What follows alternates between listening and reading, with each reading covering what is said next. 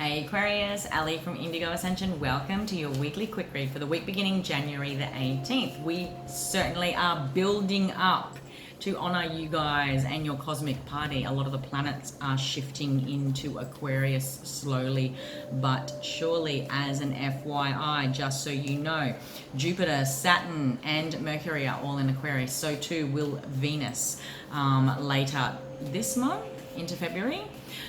There'll be heavy planetary placements in Aquarius in your sign across February, okay? So happy birthday for this week. It kicks off Aquarius season.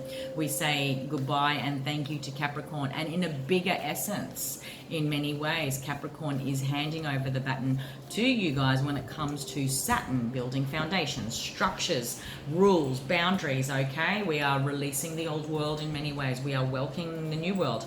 And it comes heavily flavored with Aquarian energy. Isn't that amazing? Now, it's been a quiet few weeks since that major conjunction, okay, in your sign of Saturn and Jupiter. But it hasn't been insignificant. There's been a lot of permeating below the surface. There's been a lot of deep subconscious integrations, okay? And this is setting the tone for the year in many ways. We are predominantly air driven this year. There's a lot of fast moving energy. There's a lot of air placements, okay? It's going to be comfortable for you guys and Gemini and Libra as well. However, as empowered empaths, there's a difference, yeah, from feeling burdened, overwhelmed, uncertain, confused, and then reacting in amongst all the overwhelm, compared to feeling empowered, forearmed, expectant, okay, and already equipped with the ability to then be empowered in our response, so we can respond in conscious ways. We are forever conscious in all moments, you know, and we're no longer reacting. That is the goal. That is certainly the wisdom offering of 2021, to master the mind, to truly see that we are master creators. And there is a very big difference from experiencing empathy in the shadows and empathy in our light. Okay, Aqua? So let's go. I wanted to break down the quick reads this week for each of the zodiacs to identify what area of your life you might be experiencing this week's transits. It is significant. We've got a square between Mars and Saturn, okay? And Saturn is in your sign. Mars and Uranus are both in Taurus. So there is this face-off, okay, in the skies this week. There's also this transition from Capricorn into Aqua. Again, there's this flavor in the cosmos asking us, what did we learn last year? What did we learn about these deeper desires for a new world, for a new self, a new way of being? And this can go across the board. Everyone's activating different areas of their life in unique ways. But for you, in many ways, Aqua, you are bringing in this new energy. There's been a heavy load of responsibility that's come with it. There's been a lot of deep cathartic work last year for you guys, zodiacally speaking. Same too with Capricorn, as they finished off that task of handing over, you know, to you guys as well. And in a bigger story still, Pisceans have done the same thing, handing over to you guys, you know, as we enter this age of Aquarius too. So a lot of deep letting go last year, a lot of deep wisdom integrations. And we all know in ourselves, Aqua, very human ways. We take one step forward, we can take two steps back until life doesn't give us any choice then to take a leap, yeah, to make some solid footing on certain things. So that's what this week's energy is. It is a lightning bolt. It is a square off. We cannot not see what is required as far as next steps anymore. A lot of the old is crumbling, old desires, old connections, old ways of being. There is a decision now about steps forward, okay? This is happening for you within fourth house matters. Fourth house matters rule home and hearth. Your daily routine, who lives with you? Are you looking at moving? Home and hearth, fourth house matters can take us back to the childhood home, okay? So these themes are going to experience that lightning bolt energy. There's something fundamentally desiring your attention, desiring to be shifted within fourth house matters. Fourth house is also associated with your family members. It represents the mother, and it influences that she had on you in early childhood. And then we look at generational repatterning in the same house as well.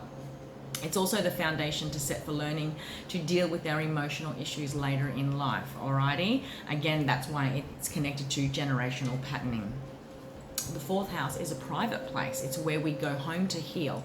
It's where we feel nurtured. So Who makes you feel nurtured? Who are you welcoming into this environment? Physically speaking, not just emotionally speaking. What changes need to be made so it does feel more nurturing at home? And literally, when someone activates fourth house, we could literally be refurbishing, putting a new wall color up, or throwing some cushions on the couch and a throw, and things start to look different. But there's something fundamentally desiring your attention within the fourth house. There's an amazing opportunity to really look at those themes this week, and it certainly will be getting your attention thanks to that square. Now, rewind back to last year, where this same energy permeated your 12th house. It's a bit hard and it's a bit tricky, but the 12th house rules the subconscious. I could easily transition between houses and show you, okay? But the 12th house, because it rules the subconscious, because it rules hidden matters, your hidden self. Not many of us in our day-to-day, unless we're sort of doing deep healing or deeply connected to our strong spiritual side of self, can become aware of how we are influenced by our shadows. All right, now again, apply this to fourth house stuff. On some level, you may have done some deeper cathartic work last year. You may have made choices to face fears and made a decision to take a risk. Or now, let's transition this to fourth house energy. Where are you choosing to share space with, is what I do want to say. Because there's that Japanese saying. The Japanese say we have three faces. The first face we show everyone, the public. It's our public persona. The second face we show close family and friends that we trust. The third face we show nobody. What was it that you discovered last year about yourself that fundamentally needed to shift and transform and heal and build new foundations around, take new risks on, make new decisions and develop new perceptions? Where did you have aha moments last year in 12th house matters? That you can now be applied to the fourth house, because the fourth house will be triggered this week for you. Again, 12th house contains the many dark secrets of self. Okay, it's the hidden parts of self. We're not necessarily going to want to share with just anybody. Where did we have to journey into the 12th house of self in order to identify what that was, what that influence was that was shaping my perceptions, my fears, that has navigated me on my whole life in fill in the blanks. Where can I now apply that in a practical sense in fourth house matters? Like I said, it rules the mother, it rules home and hearth, it rules nurture, it rules who I choose to call home, the two eyes, the two arms, the four walls. And I could certainly feel at home within a career and within a friendship circle, within an important community group to me, within an important relationship. All right, there's something here about blending what was learned last year into fourth house matters this year. It literally could be on practical levels, like I said, changes to the fourth house, based on deeper changes that were happening last year. Suddenly realizing you don't want to live in this house anymore because this is the house where that old story played out and it's time for a new energy, or whatever the case may be. Looking at fourth house transitions because the new is here. All right, freedom is calling, my friend. What is it that you desire to be free from, as far as what it is you were connecting into last year? Healing, identifying what does abundance and growth mean to you. Aqua, you guys have Jupiter all year, okay? Whenever we have Jupiter, it is, oh, this is amazing. This is amazing. You know why? I love the challenging cards. This is the promise. This is what soul's saying. You can be abundant. You can be free. Like, it's right here. Okay? There's something about forgiveness energy, okay, that needs to be processed, has been processed in order to get to this freedom. What does it mean, Aqua, to be free of the prison you have created within your mind when it comes to how you've housed yourself in a certain way? House, home, fourth house matters. Where are we karmically closing chapters? Where have you successfully created karmic closure in the recent past that you are still trapped in the mind on some level? Again, you guys have Jupiter. It is about busting out of that. Who's your opposite, Aqua? Who's your shadow? On the zodiac, it's Leo. Did you know there's going to be a Leo moon at the end of this month? And I'll talk more to you about that next week. But it's significant, okay? There's something here that activates in your fourth house. It may not be an entirely pleasant experience, I'm just gonna say. You're gonna notice it. okay? But like I said, it is these lightning bolts that shake us, okay? It shakes us to the point that we know a decision has to be made, a change has to be made. And in our very human way, we can get stuck in our mind, we can get stuck in our perceptions and our patterns, and we're looping in this 8, okay? It is self-imposed, all right? This energy is self-imposed, Aqua. But this is the promise of the recent past. You have karmically closed a chapter massively. So where is this old energy starting to becoming aware within self? How you're allowing this old energy, old fears, stuff you've already deeply integrated, all right, in 12th house matters. The moon card is ruled by Pisces. Pisces rules the 12th house. You've got amazing symbolism here.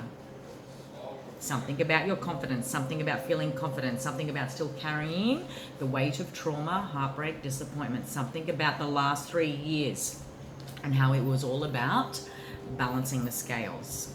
That's what the 6 of coins is all about, all right? Trust that this is authentic, this is real. More importantly, watch what you can build and grow for yourself as far as new foundations all around, because you have Saturn, okay? You guys are hosting Saturn for the next 3 years.